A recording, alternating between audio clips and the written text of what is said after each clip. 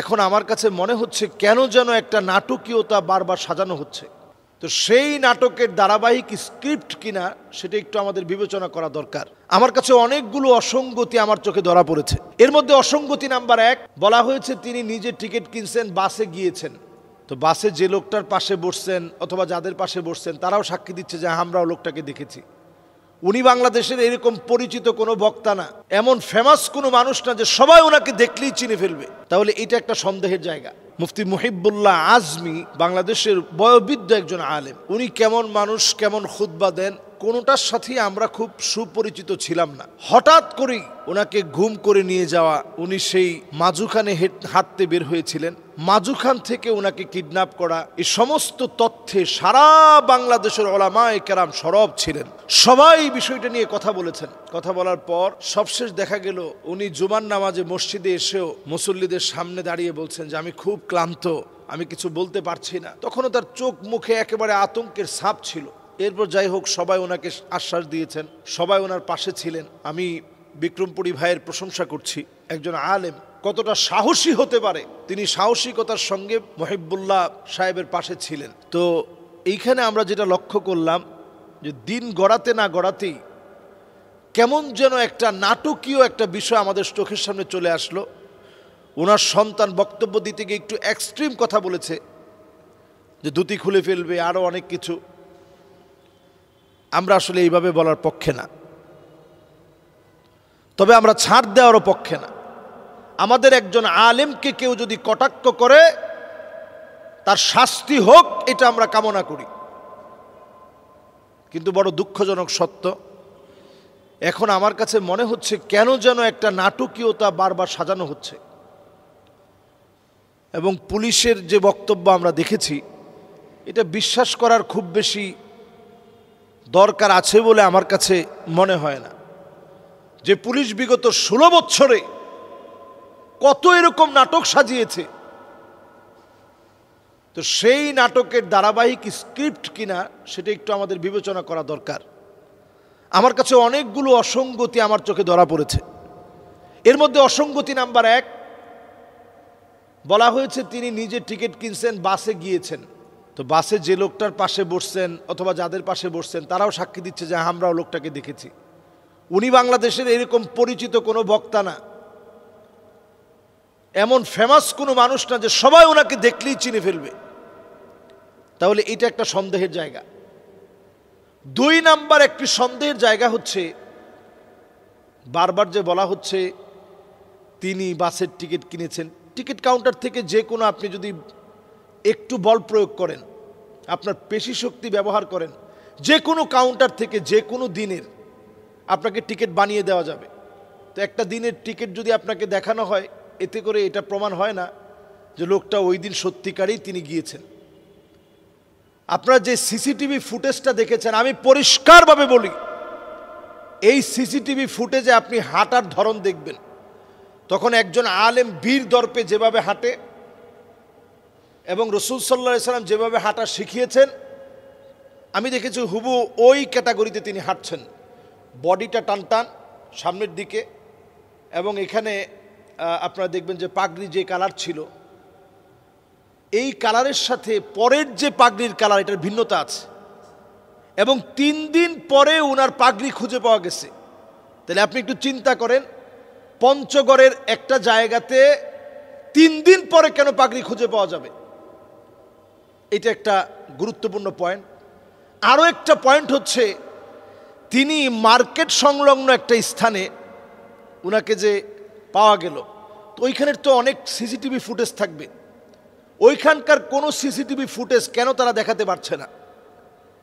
এখন তারা যে সিসিটিভি ফুটেজগুলো আমাদেরকে দেখাচ্ছে দিন তারিখ দিয়ে যে কোনো মুহূর্তে সিসিটিভি ফুটেজ আপনি বানিয়ে, ধরুন ওনাকে যখন ফেরত দিয়ে যাওয়া হলো, ফেরত দিয়ে যাওয়ার পর বিভিন্নভাবে ওনাকে থ্রেট করে এখন ওনাকে দিয়ে বের হওয়ার একটা এক্সপ্রেশন নিয়ে, অথবা আগেকার যে কোনো সময়ের একটা ভিডিও কালেক্ট করে সেই ভিডিওর দিন তারিখটা যে কোনোভাবে মুছে দিয়ে এই কাজটা সংগঠিত করা একেবারেই সম্ভব। এই ভিডিও পাবলিশ করা একেবারেই সম্ভব বিষয়।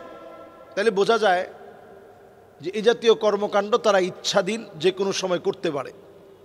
এরপরে আসুন, উনি এখন বলছে যে আমাকে ঝিনে ধরেছে, কে যেন আমার কানে বলতেছে, এজন্য আমি ওই সময় দৌড়িয়েছি, আমি গিয়েছি, আমার কিছু মনে নাই। এবং এই নাটকটাকে পাকাপুক্ত করার জন্য দ্বিতীয় নাটকের যে অংশ, যে উনি একেবারে খালি গায়ে বের হয়ে চলে যাচ্ছে, এরপর সবাই মিলে ধরেও ওনাকে আনতে পারতেছে না, এটাও নাটকের একটা অংশ হইতে পারে। বাংলাদেশে অসম্ভব বলে কিছু নাই। এটা স্ক্রিপ্টেড ওনাকে দিয়ে করানো হচ্ছে যাতে প্রমাণ করানো যায় যে ওনাকে ঝিনে ধরেছে অথবা ওনার উপরে কালো জাদু করা হয়েছে। এটা প্রমাণ করানোর জন্য, সত্য ঢাকার জন্য দ্বিতীয় স্ক্রিপ্টেড নাটক হতে পারে এটা। তো দ্বিতীয় স্ক্রিপ্টেড নাটক যদি এটা হয়, আমরা যদি সোচ্চার না থাকি, এই মুহিবুল্লাহ আজমি সাহেব তিনি বলেছিলেন, শুধু আমি না, প্রত্যেক মিম্বারের আলেমরা যদি আজকে কথা না বলে সবাই ধরা পড়ে যাবে এবং একজন একজন করে সবাইকে তারা পাকড়াও করবে। তো আমরা এই কথাটা অনেক সময় গুরুত্ব দেই না, গুরুত্বহীনভাবে আমরা মনে করি উনি বিপদে পড়েছে, আমাদের তো কোনো সমস্যা নেই। যেমন আমি একটু উদাহরণ দিতে চাই, বাংলাদেশে এরকম যত স্ক্রিপ্টেড নাটক হয়, আপনারা দেখবেন আশামনির বিষয়টা নিয়ে সেম। একটা অপ্রাপ্তবয়স্ক বাচ্চা যদি স্বেচ্ছায়ও, বাংলাদেশের আইন বলে ৩৬৫ ধারা অনুযায়ী আইন বলে যে যদি অপ্রাপ্তবয়স্ক এই ১০ বছর ১২ বছর ১৩ বছরের যদি কোনো বাচ্চা যদি তার ইচ্ছায়ও কারোর সাথে সম্পর্ক করে ফেলে, তাহলে এটা ধর্ষণের শামিল। আপনি চিন্তা করতে পারেন, তাহলে এই আইন কি শুধুমাত্র যারা বাংলাদেশে যারা সংখ্যাগরিষ্ঠ আছে তাদের উপরে শুধু আপনি এই আইন প্রয়োগ করবেন? হ্যাঁ, আমরা এখানে সাম্প্রদায়িক কোনো দাঙ্গা চাই না, তাই বলে কি যে লোকটা অপরাধ করেছে, ধর্ষণ করেছে, সে ধর্ষণকারী ৩৬৫ ধারা অনুযায়ী, ৩৭২ ধারা অনুযায়ী আপনি খুলে দেখেন, বাংলাদেশের আইন বলে অপ্রাপ্তবয়স্ক কোনো মেয়ে সে যদি রাজিও থাকে তাহলেও তাকে ধর্ষণ করা হয়েছে। তাহলে এই ধর্ষণকারীদের শাস্তি হবে। তাদের শাস্তি কোথায়?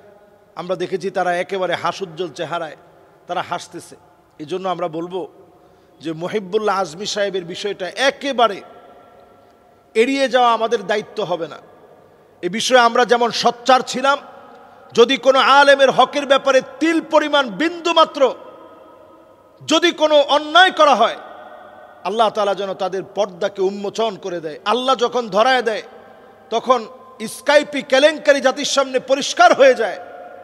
আল্লাহ যদি ধরায় দেন, ইনশাআল্লাহ এটাও জাতির সামনে পর্দা খুলে যাবে, পরিষ্কার হবে।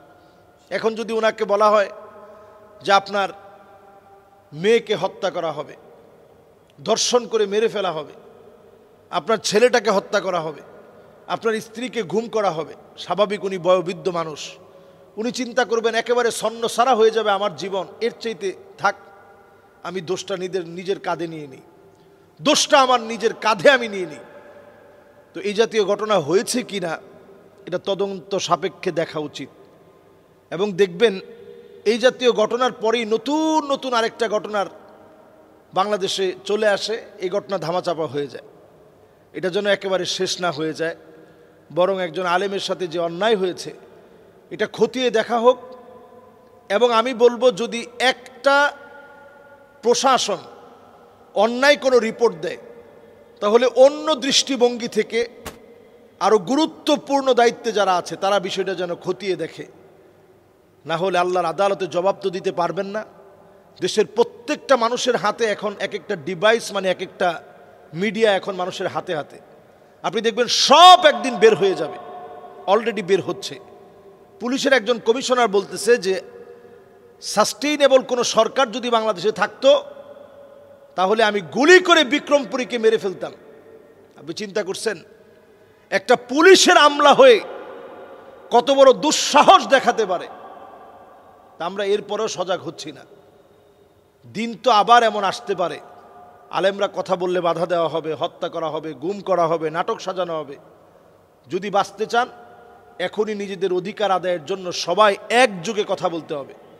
সুতরাং আমরা আমাদের প্রিয় বয়োবৃদ্ধ আলেম মুফতি মুহিবুল্লাহ আজমি হাফিজাহুল্লাহ ওয়া রাআহ, ওনার বিষয়টা যেন আমরা ভুলে না যাই, ওনার জন্য দোয়া করি।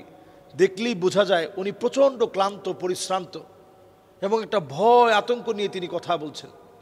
আল্লাহ তাআলা আমাদের যত রকমের পর্দা রয়েছে এই পর্দাগুলো উন্মোচিত করুক। আসসালামু আলাইকুম ওয়া রাহমাতুল্লাহি ওয়া বারাকাতুহু।